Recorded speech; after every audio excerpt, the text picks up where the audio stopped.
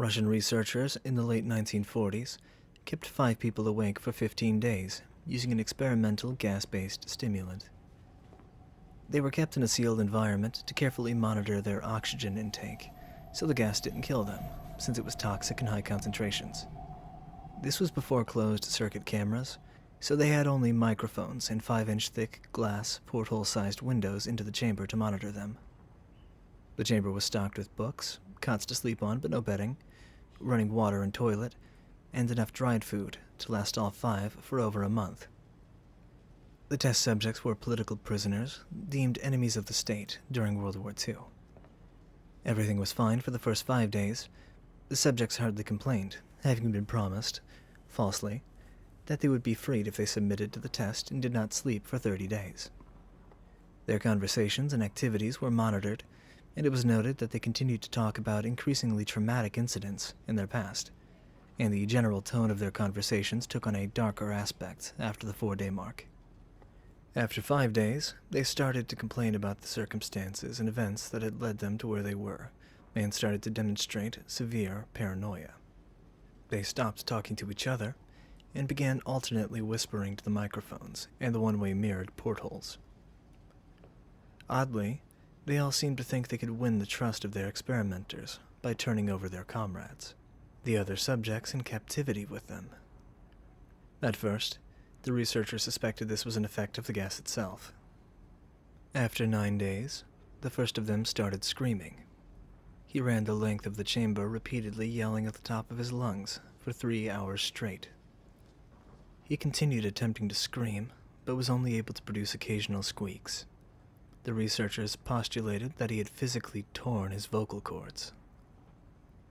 The most surprising thing about this behavior is how the other captives reacted to it. Or rather, didn't react to it. They continued whispering to the microphones until the second of the captives started to scream. The 2 non-screaming captives took the books apart, smeared page after page with their own feces, and pasted them calmly over the glass portholes. The screaming promptly stopped. So did the whispering to the microphones. After 3 more days passed, the researchers checked the microphones hourly to make sure they were working, since they thought it impossible that no sound could be coming with 5 people inside. The oxygen consumption in the chamber indicated that all 5 must still be alive. In fact, it was the amount of oxygen 5 people would consume at a very heavy level of strenuous exercise. On the morning of the 14th day, the researchers did something they said they would not do to get a reaction from the captives. They used the intercom inside the chamber, hoping to provoke any response from the captives they were afraid were either dead or vegetables. They announced, "We are opening the chamber to test the microphones.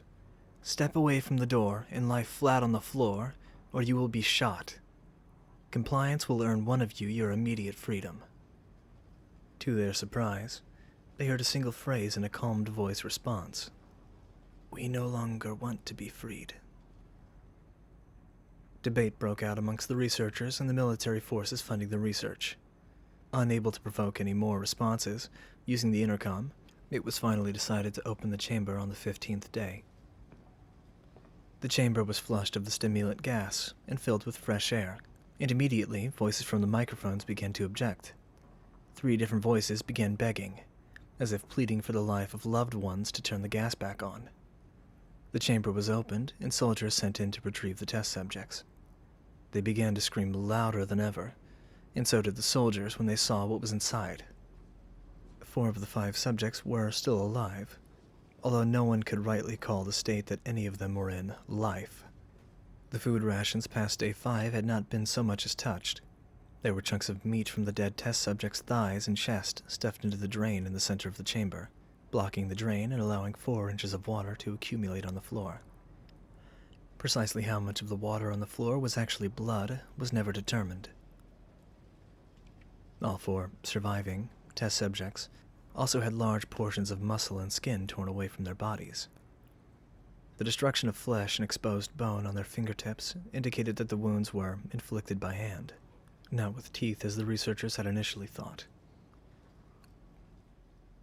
Closer examination of the position and angles of the wounds indicated that most, if not all of them, were self-inflicted. The abdominal organs below the ribcage of all 4 test subjects had been removed, while the heart, lungs, and diaphragm remained in place. The skin and most of the muscles attached to the ribs had been ripped off, exposing the lungs through the ribcage. All the blood vessels and organs remained intact. They had just been taken out and laid on the floor, fanning out around the eviscerated but still living bodies of the subjects.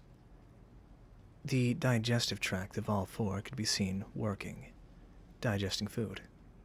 It quickly became apparent that what they were digesting was their own flesh that they had ripped off and eaten over the course of days. Most of the soldiers were Russian special operatives at the facility, but still many refused to return to the chamber to remove the test subjects. They continued to scream to be left in the chamber, and alternately begged and demanded that the gas be turned back on, lest they fall asleep. To everyone's surprise, the test subjects put up a fierce fight in the process of being removed from the chamber.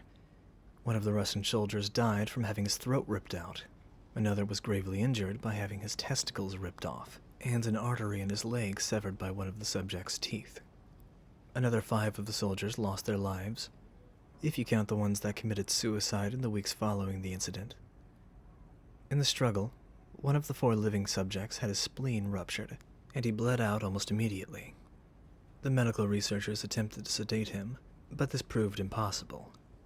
He was injected with more than 10 times the human dose of a morphine derivative, and still fought like a cornered animal, breaking the ribs and arm of one doctor. His heart was seen to beat for a full 2 minutes after he had bled out to the point where there was more air in his vascular system than blood. Even after it stopped, he continued to scream and flail for another 3 minutes, struggling to attack anyone in reach, and just repeated the word, "more," over and over, weaker and weaker, until he finally fell silent. The surviving 3 test subjects were heavily restrained and moved to a medical facility, the 2 with intact vocal cords continuously begging for the gas, demanding to be kept awake. The most injured of the 3 was taken to the only surgical operating room that the facility had. In the process of preparing the subject to have his organs placed back within his body, it was found that he was effectively immune to the sedative that they had given him to prepare him for the surgery.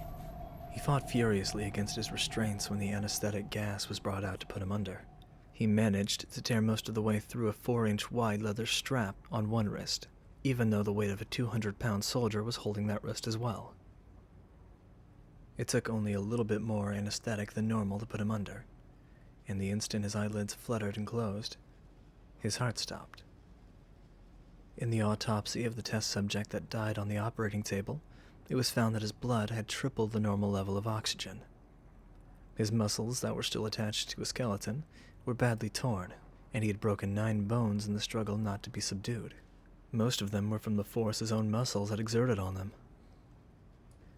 The second survivor had been the first of the group of 5 to start screaming.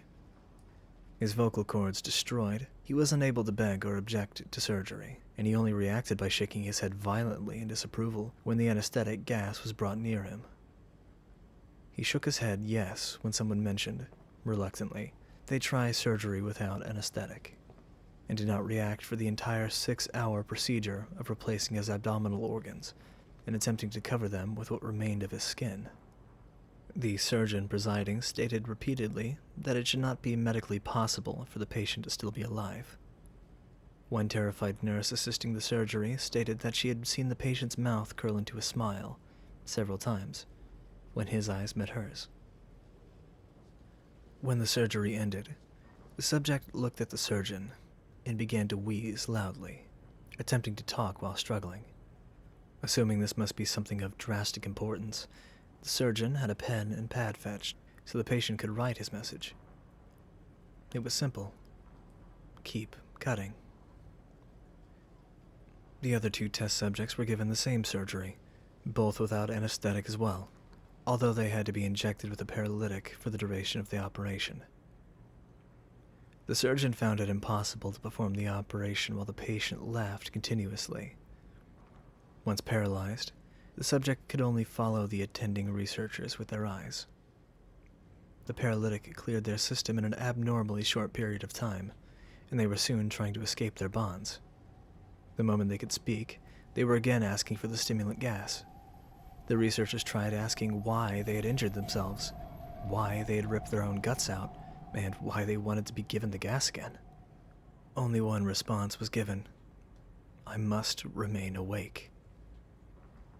All 3 test subjects' restraints were reinforced, and they were placed back into the chamber, awaiting determination as to what should be done with them. The researchers, facing the wrath of their military benefactors for having failed the stated goal of their project, considered euthanizing the surviving subjects. The commanding officer, an ex-KGB, instead saw potential, and wanted to see what would happen if they were put back on the gas. The researchers strongly objected, but were overruled. In preparation for being sealed into the chamber again, the subjects were connected to an EEG monitor and had their restraints padded for long-term confinement. To everyone's surprise, all 3 stopped struggling the moment it was let slip that they were going back on the gas. It was obvious that at this point, all 3 were putting up a great struggle to stay awake. One of the subjects that could speak was humming loudly and continuously. The mute subject was straining his legs against the leather bonds with all his might. First left, then right, then left again, for something to focus on. The remaining subject was holding his head off his pillow, blinking rapidly. Having been the first to be wired for EEG, most of the researchers were monitoring his brain waves in surprise.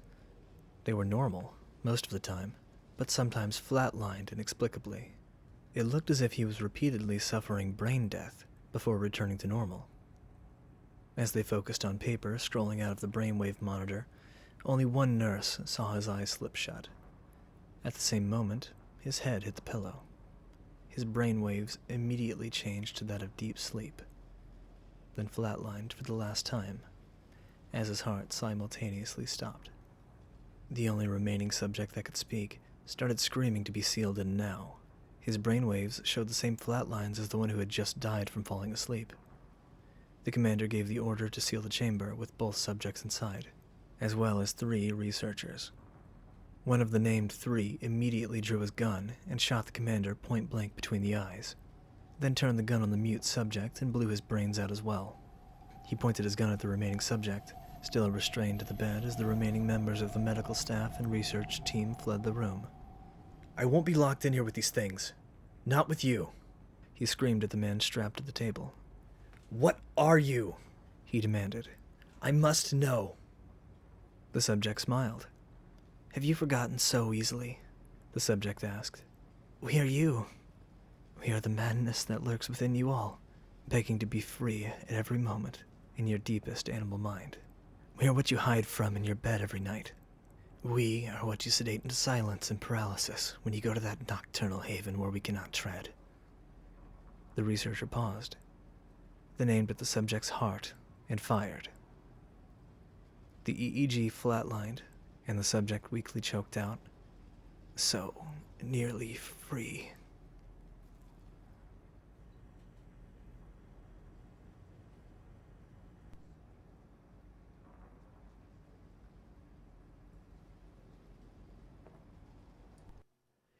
Hey guys, I have a Twitter now. It's Segonian Narration, or at Segonian N. I'll usually post on there whenever I have new uploads, or whenever there's something interesting that I want to show you guys, or stupid comments I want to make to anyone who's willing to listen. So you can follow me on there, and I'll keep you updated. Thank you very much for your time. Good night.